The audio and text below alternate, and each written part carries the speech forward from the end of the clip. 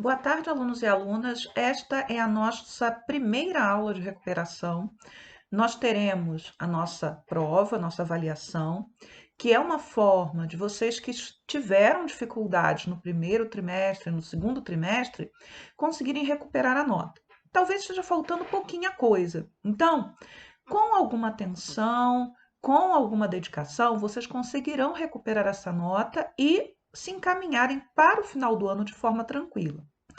É muito conteúdo? É. Mas a aula ela vai estar focada em alguns tópicos que serão os mais importantes.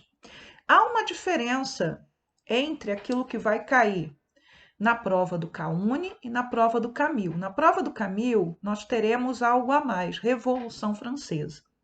Na prova do CAUNE, não cai Revolução Francesa, porque a Revolução Francesa foi dada no trimestre anterior, foi dada junto com a BNCC, ok? Então, vamos lá. Teremos primeira aula abordando Estados Unidos e América Latina no século XIX, começando o pensamento social e político, nacionalismos e as revoluções e unificações. E na segunda aula, nós retomamos aquilo que ficou faltando das unificações e vamos seguir com a questão do imperialismo e do neocolonialismo, ok? Vamos lá então. O que a gente precisa lembrar de Estados Unidos no século XIX? Então vamos começar falando o seguinte. Os Estados Unidos nasceram de um processo de guerra revolucionária que começou em 1776. Foi a primeira colônia a se separar da sua metrópole. Isto é importante? É importante por quê? Porque vai influenciar diretamente as independências na América Latina, os movimentos de emancipação no Brasil. Mas para Estados Unidos, para a nossa prova, o que a gente tem que lembrar? Marcha para o Oeste. Se vocês lembrarem, a marcha para o Oeste ela já começa quando você anexa os primeiros territórios do Noroeste, ainda no século XVIII, quando os Estados Unidos compra da França, durante as guerras napoleônicas, a Louisiana. E nesse processo há também a compra da Flórida, que não fica a oeste, fica ao sul, mas que também está incluída nesse processo de expansão territorial. Agora, quando a gente fala de marcha para o oeste mesmo, a gente está falando daquele processo que vai se iniciar principalmente a partir da década de 1850 e que implica na ocupação de territórios que, na nossa cabeça, no nosso imaginário, vão estar ligados aos filmes de cowboy, aos filmes de Velho Oeste. Então, são aquelas grandes planícies onde os americanos vão estendendo as fronteiras do seu estado, passando por desertos, pelas montanhas rochosas, chegando até a Califórnia. Essa ideia, né, de que a expansão ela era algo justo, que deveria ser feito, se chama Destino Manifesto. A teoria do destino manifesto, que Deus, então é uma questão religiosa também, tinha destinado, tinha escolhido a jovem nação norte-americana para dominar da costa leste, ou seja, do Oceano Atlântico, até a costa oeste, até o Oceano Pacífico. E, claro, nesse processo de expansão, você vai criando uma série de mecanismos como o Homestead Act, que permite a concessão de terras para esses colonos. Então, isso acaba funcionando como um estímulo à imigração. Então, gente vem principalmente da Europa, e da Europa, um país que vai, não é país ainda, porque estava sob domínio britânico, uma região que vai fornecer muitos imigrantes para os Estados Unidos e a Irlanda, mas não somente a Irlanda. Então, você vai ter um fluxo migratório intenso da Europa para os Estados Unidos. Daqui a pouquinho a gente vai falar das revoluções. Então, a Europa está passando por uma série de revoluções, populações em situação de grande pobreza. Os Estados Unidos, eles são vistos pelos europeus como um país democrático que dá liberdade aos seus cidadãos e fornece também o acesso à terra. Mas aquelas regiões que estão sendo incorporadas na marcha para o oeste são regiões que eram ocupadas. Ocupadas por quem? Por populações nativas que vão ser desde lá da costa leste, expulsas ou exterminadas ou realocadas em reservas que, na verdade, não atendem às necessidades desses povos, que estão longe das suas terras ancestrais, que muitas vezes misturam no mesmo território povos que são tradicionalmente inimigos.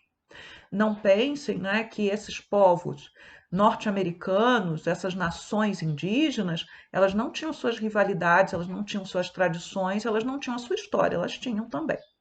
Neste processo de expansão para o oeste, um país que vai sofrer grandemente com a ação dos norte-americanos é o México. Então, o México estava no caminho. Nós vamos ter a ocupação por colonos norte-americanos do Texas, que tinham se comprometido a respeitar a legislação mexicana, deveriam inclusive esses colonos serem católicos, porque o México era uma nação católica, sem liberdade de culto. Porém, com o passar do tempo, esses colonos eles não vão acatar de forma nenhuma algumas legislações do México, como por exemplo a abolição da escravidão. Por conta disso, o Texas se declara independente, vai ser atacado pelo México, afinal é um território mexicano, e vai ser protegido pelos Estados Unidos da América. Vamos descer e daqui a pouco a gente retorna, tá? Para a guerra contra o México. Doutrina Monroe. A América para os americanos. Então, em 1823, quando o presidente Monroe ele anuncia aquilo que vai receber o seu nome, né, como uma doutrina, ele estava preocupado com o processo de recolonização que estava sendo feito a partir da Europa, ou tentado a partir da Europa, pelo desdobramento do Congresso de Viena e pela formação da Santa Aliança. Nós tínhamos russos, eu falei para vocês, nós tínhamos colônias russas na Califórnia, fortes russos na Califórnia. Nós tínhamos a Espanha sendo estimulada a tentar recuperar suas colônias. Daqui a pouco nós vamos ter os franceses agindo no México e agindo ali no Caribe.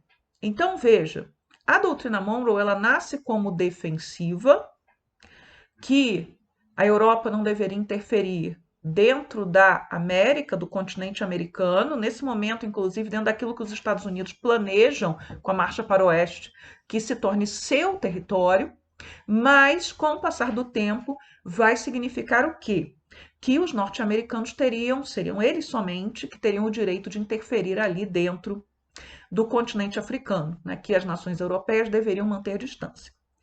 Bem, na época da independência do Texas, posterior a isso, nós vamos ter o presidente Polk acrescentando, né, mais alguns tijolinhos à doutrina Monroe, que era o seguinte: qualquer povo ou qualquer nação que desejasse unir aos Estados Unidos da América não precisava da permissão nem da sua metrópole, caso fosse metrópole, nem do seu governo, caso fosse território de outro país. Pronto, estava justificada a anexação do Texas, que estava independente, era a República da Estrela Solitária. O México não vai aceitar a anexação do Texas, que significava um risco concreto, né, de ocupações posteriores, e teremos guerra entre México e Estados Unidos. Os norte-americanos vão vencer e vão se apropriar, né, como penalização pela guerra, quem perde paga, de parte do território mexicano, que hoje corresponde a estados como o Texas, com parte de Nevada, Novo México e por aí vai. E mais tarde, os Estados Unidos irão comprar territórios restantes. Nesse momento da guerra contra o México, está se descobrindo o ouro na Califórnia. A Califórnia pertencia ao México. Então, né, mediante guerra com o México, compra, acordos com a Inglaterra para concessão de territórios que, enfim, né, estavam indefinidos ali onde é a fronteira, hoje Estados Unidos-Canadá, os Estados Unidos foram construindo o seu grande território. Já no século XX, e pensem que isso é parte lá de imperialismo e neocolonialismo, eu não vou repetir, nós vamos ter o corolário Roosevelt, do presidente Theodore Roosevelt, no início do século XX, ou política do Big Stick. Aí os Estados Unidos já veem principalmente a América Central e o México como sua área direta de influência e vão agir para barrar a participação, né, de qualquer nação europeia naquela região e vão interferir, por exemplo, nos processos políticos desses países. Já tinham interferido na independência de Cuba, isso antes do governo do Roosevelt, numa guerra contra a Espanha, que vai lhe dar, por exemplo, aos Estados Unidos o direito de intervenção em Cuba, mesmo independente, vai dar aos Estados Unidos as Filipinas como colônia, e nós vamos ter também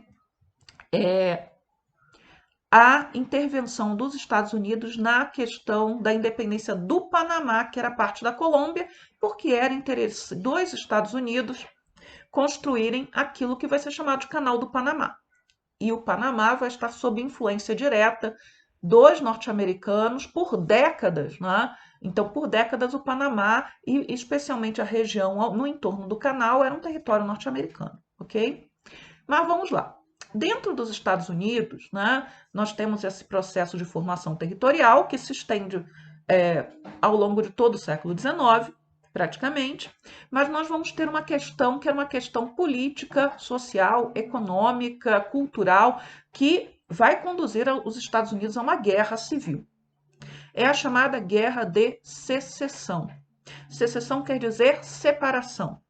Então, desde o final do século XVIII, ou seja, desde a independência, se discute a questão da abolição da escravidão. Nós temos as antigas colônias do norte, os estados do norte eram pouquíssimo dependentes da escravidão, você tinha um predomínio desde muito tempo da mão de obra livre. Nos estados do centro, a mão de obra livre era predominante também, ainda que você tivesse escravidão em estados como Maryland, por exemplo, mas no sul a escravidão era a principal forma de trabalho. E a economia se apoiava naquele tripézinho: grande propriedade, monocultura, que nesse caso era principalmente do algodão, e mão de obra barata, que ainda era mão de obra escrava, negra. Tá? Então, enquanto o norte pressionava pelo fim da escravidão, porque a economia do norte não dependia da escravidão, ela dependia da mão de obra livre, o norte estava em vias de industrialização. Daqui a pouco eles vão estar construindo ferrovias que poderiam passar pelo sul, mas acabam não passando porque o sul se retrai e passam, né, cruzam do norte para o oeste, ou seja, as novas regiões do oeste são incorporadas como fornecedoras de matéria-prima e consumidoras de bens industrializados à economia do norte. O sul se mantém agroexportador. O algodão do sul vai principalmente para a Europa. E o sul consome principalmente produtos vindos da Europa, produtos de luxo que vão abastecer esses senhores de escravos. Ah, então todo mundo no sul era senhor de escravo? Não, mas a cultura do lugar, ela estava tão entranhada que mesmo aqueles que não tinham escravos desejavam ter, com raríssimas exceções, tá? Então nós temos duas culturas diferentes, nós temos um discurso religioso muito forte, de militância, que é religiosa em grande medida no norte, defendendo o fim da escravidão como algo que seria contra a vontade de Deus, que seria contra a civilização, enquanto no sul você tem um discurso que é exatamente contrário, que vai defender que é a vontade de Deus, que está na Bíblia, que a escravidão deveria permanecer. Muito bem. Serão firmados vários acordos limitando a expansão das fronteiras, né, dos estados escravistas, ou seja, que a escravidão não pudesse se estender para o oeste, nem para além de uma linha imaginária criada entre o norte e o sul, mas os sulistas muitas vezes conseguem impor a sua vontade de estender a escravidão para essas regiões. E os nortistas pressionam pela abolição da escravidão. Mas os sulistas, e aí vocês vão ter que voltar lá atrás para a independência dos Estados Unidos, têm o domínio do Congresso, tem mais votos, porque o escravo não vota, mas ele vale 1/5 de homem branco. Então ele pesa aí no cálculo eleitoral. Muito bem. O que vai levar ao rompimento, à secessão? É a eleição do Abraham Lincoln. Abraham Lincoln pertencia ao jovem Partido Republicano, era a segunda campanha presidencial desse partido, e o Lincoln ele vence.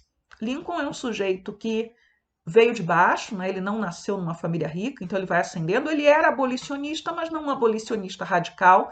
Ele se compromete a não interferir nos estados sulistas, porém, ele é eleito em 60, mas antes dele assumir o poder em 1861, os estados do Sul se declaram em secessão.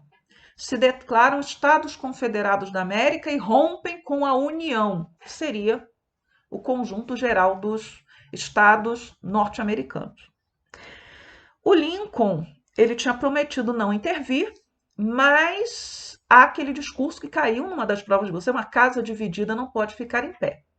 Então, ela vai pender ou para um lado ou para o outro. Como os estados do Sul rompem a União, a reação, né, do Norte é a guerra, tá? Mas a motivação direta da guerra não é porque o Lincoln aboliu a escravidão, prometeu que não ia fazer, mas fez, ou porque o Lincoln obrigou os estados do Sul a seguirem a política do Norte, não houve nada disso. Os estados do Sul, eles rompem preventivamente, acreditando que o Partido Republicano ia forçar a abolição, algo que a princípio não estava nos planos. Inclusive, o Lincoln nem era muito querido pela ala mais radical do seu partido, radical porque vê a escravidão como a raiz dos problemas do país. Eles nem gostavam do Lincoln porque o Lincoln não era um sujeito que estava prometendo que abolia a escravidão. Mas vamos lá. Algumas pessoas devem ter errado isso aí na prova, na questão escrita.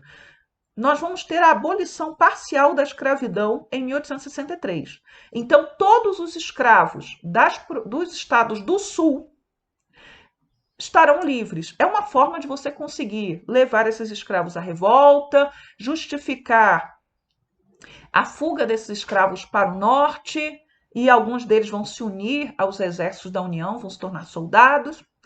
Nós vamos ter o Lincoln baixando a legislação de confisco dos bens daqueles que estivessem em revolta, mas veja que é uma abolição parcial da escravidão. Por quê? Porque, por exemplo, o estado do Maryland, que era escravista, ficou com o norte, não rompeu. Então, o Maryland, ele não vai ter a sua escravidão abolida por ordem dessa medida de 1863. Eles vão ter preservado o seu direito de escolher se eles abolem a escravidão ou não. Então, veja que a abolição não era uma bandeira radical do Lincoln, de forma nenhuma, tá? Mas a união era. Manter o país unido era, a todo custo. A abolição vem em 1865. Aí é a 13ª emenda da Constituição norte-americana. Aí está abolida a escravidão em todos os Estados Unidos. E pouco depois da 13ª emenda, que vem em janeiro, então acho que em abril, acho mesmo, porque eu não fui checar a data, mas lembrar da data não é importante. É importante lembrar que foi 1865. E é pouco depois. Nós temos a vitória da União. Aí, o Sul vai ficar ocupado militarmente por alguns meses, não durante todo o período da chamada Reconstrução Radical. Então, o Norte vence, o Sul está ocupado militarmente, a economia do Sul está quebrada, nós vamos ter uma tentativa de integração forçada dos negros como cidadãos no Sul, então nós vamos ter a 14ª emenda, que vai dizer que todos são iguais, né, independentemente de terem nascido escravos ou livres, de terem origem estrangeira, das suas questões de ordem religiosa. E nós temos a 15ª emenda, que vai dar o direito de voto à população negra. Com o direito de voto, os negros eles acabavam tendo mais votos no Sul do que os brancos teriam. E isso vai levar a reações. A reação mais importante vai ser a formação de sociedades secretas. A mais importante delas, a mais lembrada, é a KKK, a Ku Klux Klan. Mas havia outras, como a Sociedade da Camélia Branca. A camélia, a flor camélia, era um dos símbolos dos confederados. Essas organizações elas vão começar a fazer atentados contra comunidades negras, matando lideranças, matando inclusive jornalistas, políticos que nem eram negros, que eram brancos. Então você tem essas sociedades agindo, você tem também no norte, com o passar do tempo, os problemas da nação, os problemas do próprio norte, acabam mobilizando esses políticos e a ala radical do Partido Republicano ela perde importância.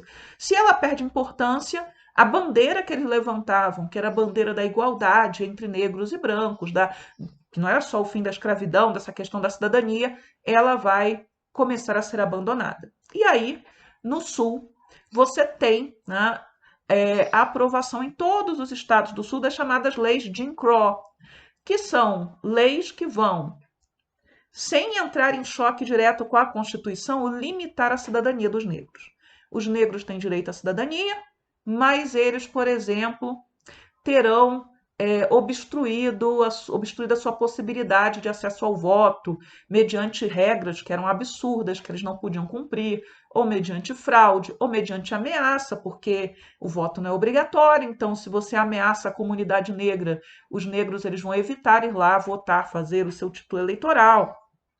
Nós vamos ter, dentro desse conjunto de leis, aquela filosofia dos separados, mas iguais, escolas para brancos, escolas para negros, hospitais para brancos, hospitais para negros, assentos de trem para brancos e para negros separados, mas tudo que era para os negros era de qualidade inferior. Então, nós vamos ter que esperar até 1965 para que você tenha, né, legislações que vão obrigar os estados do Sul a abolirem essas leis racistas. Então, terminamos Estados Unidos agora. Vamos passar para a América Latina. Muito bem.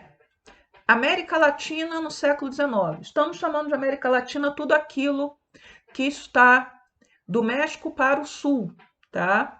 Nesse momento, o México compreende, né, que era o vice-reinado da Nova Espanha, porque as colônias espanholas estavam divididas entre vice-reinados e capitanias gerais. Vice-reinados eram grandes extensões de terra que tinham governadas por um vice-rei, um nobre vindo da Espanha, e as capitanias gerais estavam normalmente naquelas áreas que precisavam de maior proteção militar, porque estavam sujeitas à pirataria, contrabando, ataques de nações inimigas. Estamos agora no início, final do século XVIII, início do século XIX, Revolução Francesa aconteceu, então começa em 1789, nós estamos nas guerras napoleônicas. E algo que é fundamental para entender o processo de independência das colônias espanholas é a invasão da Espanha pelas tropas de Napoleão. A Espanha era uma aliada de Napoleão, aliada na medida em que não fazia oposição aos franceses e acatava as ordens da França, como, por exemplo, o bloqueio continental, que a gente está falando lá na BNCC e no Camil e no CAUNE, nesse momento, no terceiro trimestre, ok? Mas Napoleão muda de ideia, ocupa a Espanha. Essa ocupação da Espanha vai fazer com que, na América, o governo fique um tanto perdido. Por quê? Você tem as juntas governativas, mas elas não têm um rei.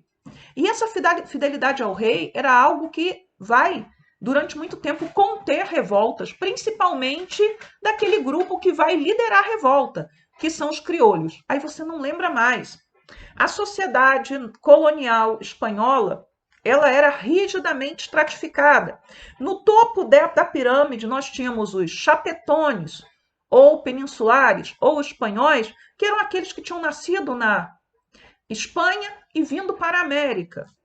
Eles tinham acesso aos principais cargos políticos, militares e religiosos.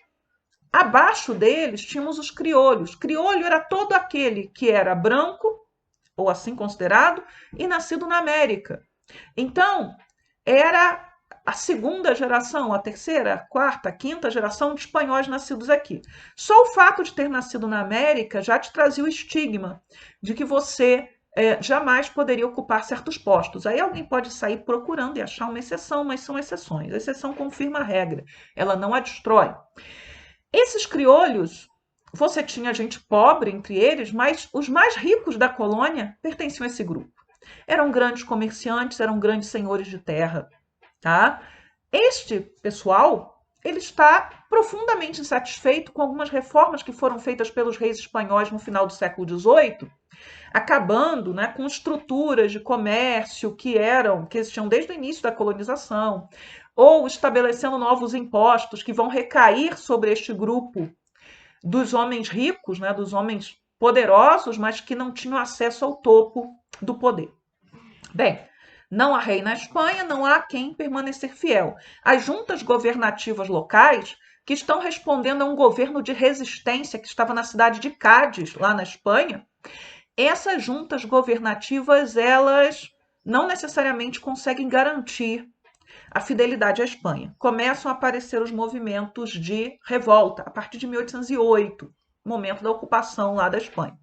Mas em 1812 vem a Constituição de Cádiz, que é a mais moderna constituição daquele momento. Ela incorpora as ideias iluministas, as ideias liberais, e muita gente aqui na América achava que essa Constituição era boa o suficiente e que não precisava se revoltar contra a Espanha. Então, em algumas regiões, como o vice-reino de Nova Granada, onde Bolívar está, você tem um retrocesso do processo de independência.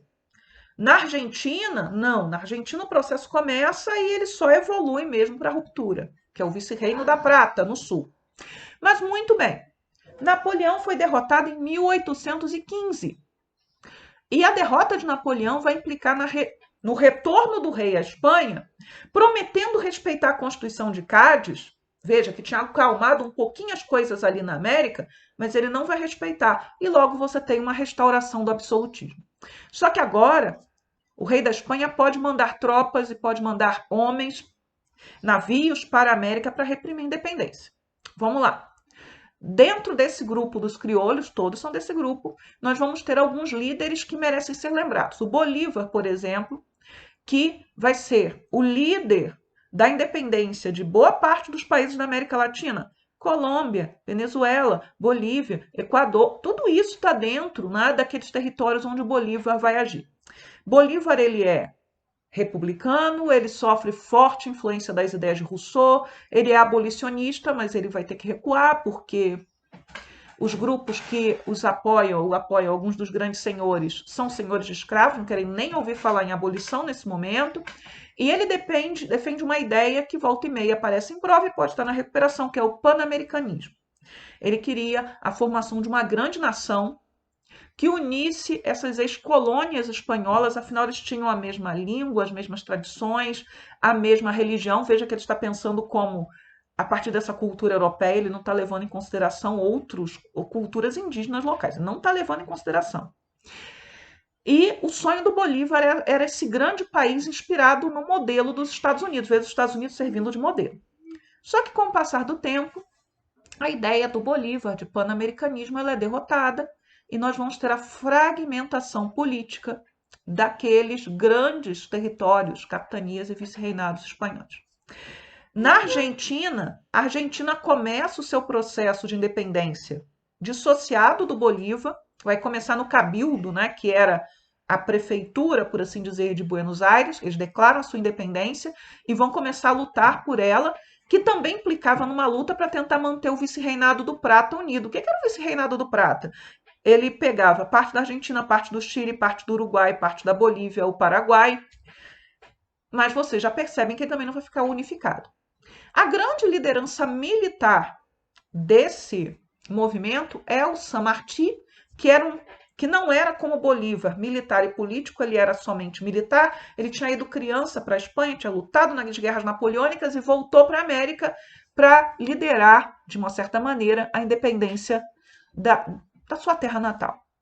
Ele vai atravessar com o exército os Andes, o Bolívar fez a mesma coisa, e vai ter também importância na independência do Chile e do Peru. Ele não aceita entrar para a política, ele não aceita governar a Argentina, ele não aceita governar o Peru, queriam fazê-lo, inclusive, rei. E ele vai conversar com Bolívar sobre planos de uma ação conjunta, mas eles não entram em acordo, é uma conferência que acontece na cidade de Guayaquil. Eles não entram em acordo, não tem ata dessa reunião, ninguém sabe muito bem o que eles conversaram lá, mas cada um foi para o seu lado e o San Martín se retira da política pouco tempo depois, ele fica viúvo e ele acaba morrendo na Europa. Já o Bolívar, ele vai morrer no seu país, ele vai lutar até o fim, né, para manter o controle político da região da Colômbia, da Venezuela, né? Enfim, mas ele acaba sendo derrotado, mas oficialmente ele morre de doença, em 1830. O que a gente tem como marca da pós-independência dessas repúblicas? Porque a maioria delas são repúblicas, nós vamos ter uma grande fragmentação política, nós vamos ter disputas internas de poder que normalmente vão estar envolvendo um grupo que defende um Estado centralizado forte e aqueles que defendem maior poder para as províncias. Os centralistas podem ser chamados de unitaristas também, os federalistas às vezes são chamados de liberais, mas a ideia é essa: um grupo puxa para o centro e um outro quer maior divisão de poderes, maior autonomia para as províncias. Dois casinhos de exceção que podem aparecer na prova. O Haiti, porque quem lidera a independência do Haiti não são essas elites crioulas, são negros e mestiços, alguns deles escravizados. É uma revolução negra, tá? Que acontece no Haiti em 1791, quando os jacobinos assumem o poder lá na França e vão abolir a escravidão. Se faz a paz com o Haiti, embora os senhores de escravos locais não fiquem muito satisfeitos, mas quando Napoleão volta ao poder, ele vai voltar à carga, ele tenta recolonizar o Haiti, ele vai restaurar a escravidão nas colônias. Então, Napoleão retrocede nessa política anti-escravista jacobina, porque os jacobinos levavam muito a sério essa ideia de que todos os homens do sexo masculino eram iguais, fique bem claro isso. Então, brancos e negros eram iguais e mereciam ser livres, porque todos nasciam livres e iguais. Mas Napoleão não pensava assim. Só que as tropas napoleônicas são derrotadas no Haiti. A primeira derrota de Napoleão não acontece na Europa, acontece na América, acontece no Haiti. Ah, mas Napoleão não estava lá. Pouco importa, era um general de Napoleão liderando tropas de Napoleão, ok? E o México é uma exceção por quê? Porque a independência do México começa em 1810 com uma revolta camponesa. São indígenas e mestiços, então aqueles que estão lá na base da pirâmide, que vão ser liderados por padres também mestiços e que vão pegar em armas e vão tentar a independência. Ah, eles não conseguiram fazer a independência. Não, mas se estabelece uma tradição no México de luta camponesa. E se tem luta camponesa, lembrem o seguinte: a questão da terra é central, garantir a terra. Camponês quer terra. Camponês quer o direito de cultivar a terra. No caso do México, ainda tinha a ver com as questões das tradições das comunidades indígenas. Ok? Então, sobre a independência da América Latina, processos, sobre a América Latina no século XIX, é isso que vocês precisam lembrar. Vamos lá. Um pouquinho agora, porque a gente vai cortar para a aula seguinte, continuar, da questão das revoluções liberais. Chegamos à nossa segunda sequência didática, pensamento social e político no século XIX. Eu escrevi aqui no slide revoluções e pensamento social e político, porque a gente fala das revoluções, fala das unificações, mas lembrem como está na FOA, ok? O século XIX ele vai ser marcado na Europa por 3 levas revolucionárias: 1820, 1830, 1848. Vamos falar de 1820 e 1830 agora, ok? Essas revoluções, elas são revoluções liberais. O que você precisa lembrar? Quando você ouve a palavra liberal, lembre o seguinte: pensamento político surgido na Inglaterra a partir do século XVII, que defende que o Estado existe para garantir os direitos naturais, vida, liberdade e propriedade. Se o Estado não consegue garantir esses direitos, ou se ele age contra os direitos do cidadão, esse Estado ele pode ser questionado. O cidadão ele tem direito a quê? A rebelião.